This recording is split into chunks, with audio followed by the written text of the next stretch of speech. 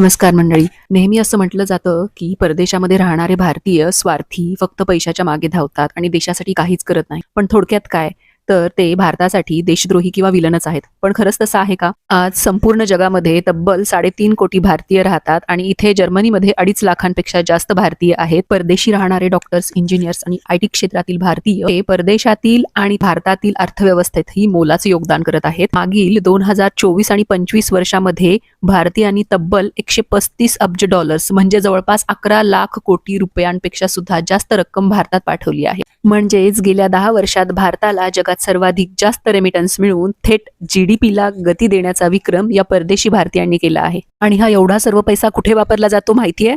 भारतातील लाखो कुटुंबांचं शिक्षण, आरोग्य, ग्रामीण भागातील विकास, रिअल इस्टेट इन्व्हेस्टमेंट, त्याबरोबरच बँकांमधील मुदत ठेवी. त्यामुळे जागतिक मंदीत सुद्धा आपली अर्थव्यवस्था स्थिर राहते. तुम्हाला याबद्दल काय वाटतं हे नक्की कमेंटमध्ये सांगा. तोपर्यंत चूस.